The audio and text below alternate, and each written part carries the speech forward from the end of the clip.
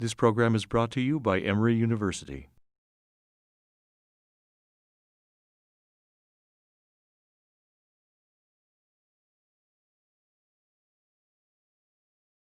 In 1946, the race riot in Columbia, Tennessee was a phenomenon that begins to speak to the militancy of black veterans and the black community coming out of that Second World War.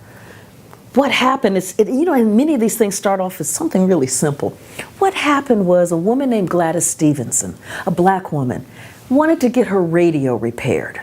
She took it to a shop. The guy told her it was going to cost so much to get it fixed, and it would be done by such and such a date. She goes back to pick it up. He tells her it's going to cost more. She's like, I don't have that kind of money. He's like, yeah, it bees that way sometimes.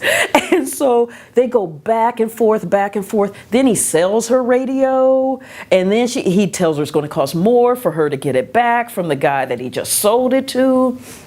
Next time she comes in with her son, who's a Navy veteran, because when she gets the radio, it doesn't work. He's cut off the electric cord and the batteries don't work. And he's charged her double the price that he originally said it was going to cost. They get into a heated argument. In this heated argument, it looks like one of the assistants is getting ready to smack the woman. And this veteran, let me be real clear, this veteran used to box. This veteran was not going to let somebody smack his mother, and he steps in between. And the fact that you have a black man in Tennessee in 1946 basically stepping up saying, oh no, you are not going to lay your hands on my mother. Come on, Mom, let's go. And so she's walking out. The son is walking out. The man is so angry, he bam! And he hits the veteran in the back of the head. Now, veteran doesn't go down. Veteran turns around and it's like, oh, snap, bam! And the battle is on. He's pounding him, pounding him, pounding him. They go through a glass window.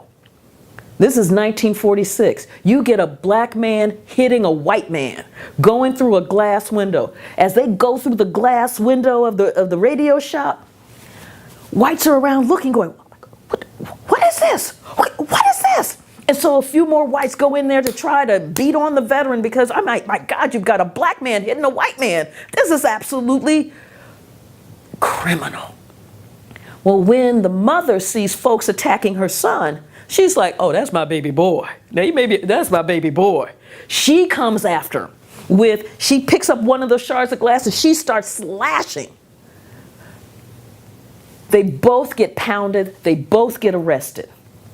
And the lynch mob is like, oh,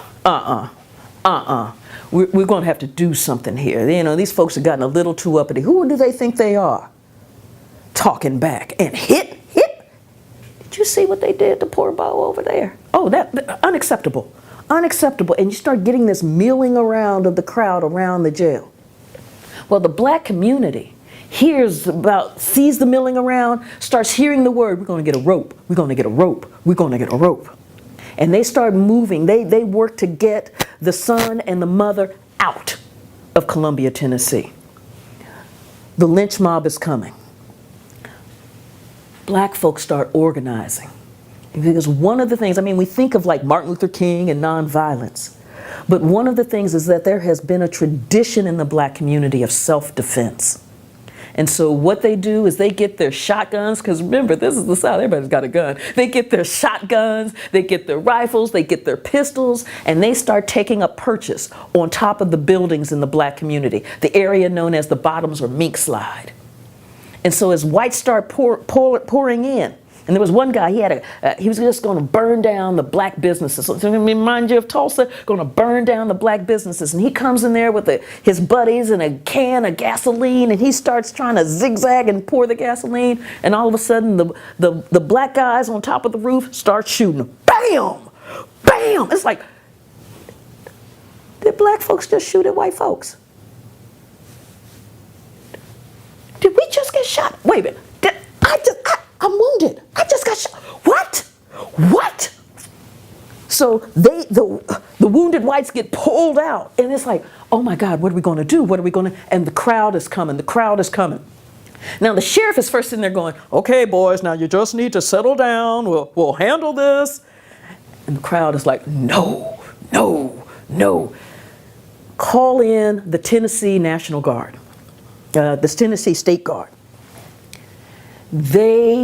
As they're coming in, as more whites of the mob are coming in, black folks are defending their property because there had been lynchings in that county before. They knew what this looked like.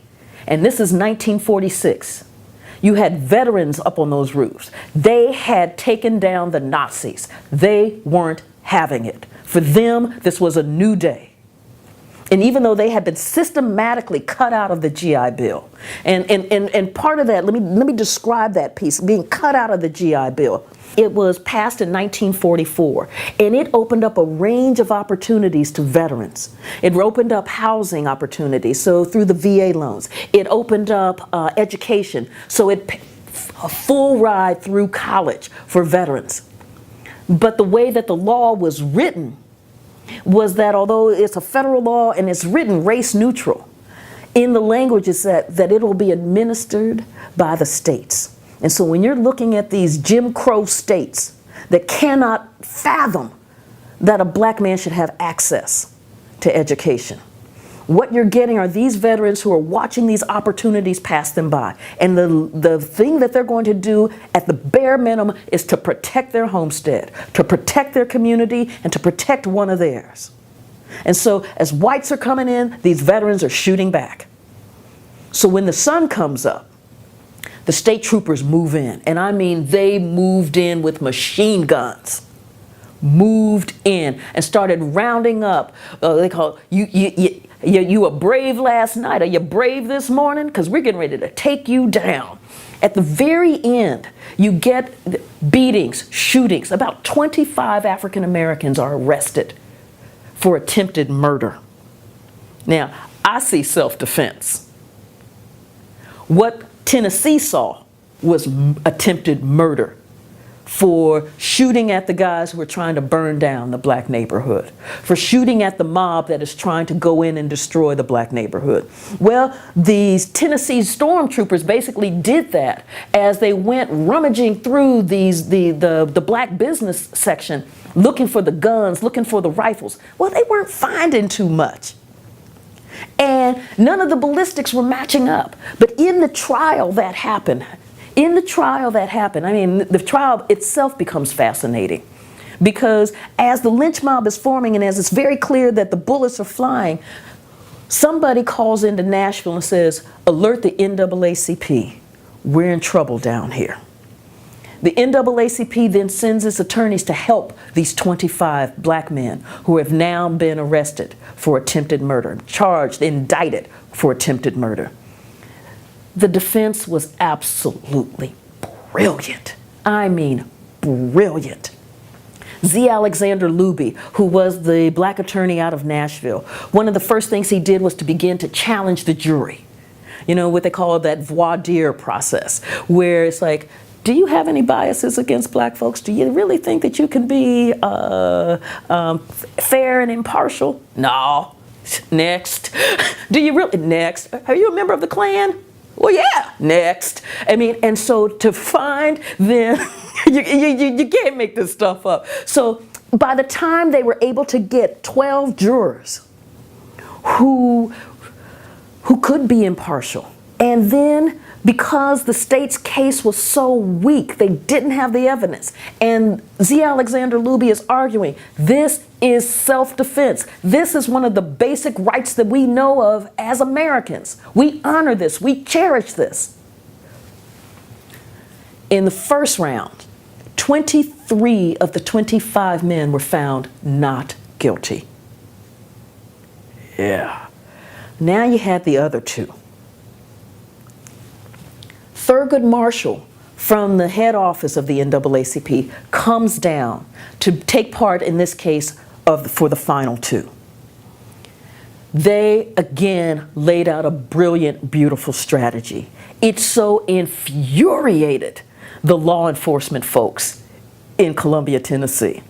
That what they did was, after the end of the trial, Z. Alexander Luby, Thurgood Marshall, who would become the first black Supreme Court Justice of the United States, and two other men are in a car, and they're leaving Columbia. And they're like, whew, man, that was, almost like, yeah, that wasn't bad. Yeah, okay, this is good. Cops pull them over. Well, they think it was the cops because they were in plain clothes. And the cars were unmarked. But when you get that kind of, they're close behind you, so they pulled over. First thing they did was they're looking in the car for open containers, convinced that somebody's been drinking. They went and bought some Coca-Cola at the local store, but they weren't drinking hard liquor. There's no booze in the car. So cops were like, get in the car. Oh, man, didn't find any moonshine, didn't find any wine, didn't find any whiskey. They drive a little bit further. Cops pull them over again. Let's see your license. They ask Thurgood Marshall. Thurgood Marshall hands over his license. Man, it's not expired. There's nothing wrong with this license. Man, there's nothing we can get him on. He gets his license back, drives a little bit further. Then cops pull him over a third time. In this third time, they're like, you're driving drunk. It's like, I've had some water and I've had some Coca-Cola. Yeah, you look drunk to me. Get out of the car. They pull Thurgood Marshall out of the car, throw him into their car. Now, there's a white guy in the car named Harry Raymond. And he looks up and he's like, wait a minute. They're not going back to the city to arraign him or to arrest him or anything like that. They're driving off into the woods. So he hops over and he starts following the cars that have Thurgood Marshall in them. They look up, they turn right, he turns right. They turn left, he turns left. They slow down, he slows down. They speed up, he speeds up. And he's thinking, they're going to lynch him. They're taking him off into the woods to lynch him. They're going to lynch Thurgood Marshall. My God, they can lynch Thurgood Marshall. Finally, they turn this way, he turns this way. They stop the car. He stops the car. He gets up, they're like, what are you doing? Cops are, what are you doing? And he's like, I know what you're planning, and I'm not going to let you do it. They said, what? What? He said, I know what you're planning. And you begin to think about this. You really have no backup. I mean, you are out here in the woods in Tennessee. You are dealing with men who are strapped. They have guns. You don't. This is nothing but the sheer, raw courage of principle and doing whatever. I'm not going to let you do it. They're like, fine. Here. When they tried to then get Thurgood arraigned for, so they don't actually turn him over, they turn back around and go to the city. And then they try to arrest him for drunk driving. Judge looks at him and said, this man's not true. Come on, y'all. Dismissed, let him go.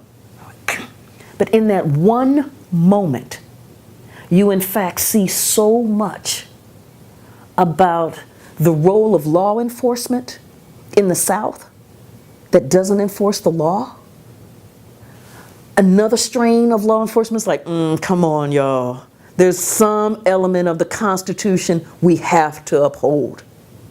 So you're looking at this really contested terrain, and in the middle of this contested terrain, you have African Americans who refuse to go into their place, who refuse to just stand there and take it, and who refuse to just abide by the old ways because they're like, no, this is a new day. And it's that new day that I think really is emblematic of the race riot in Columbia, Tennessee. The preceding program is copyrighted by Emory University.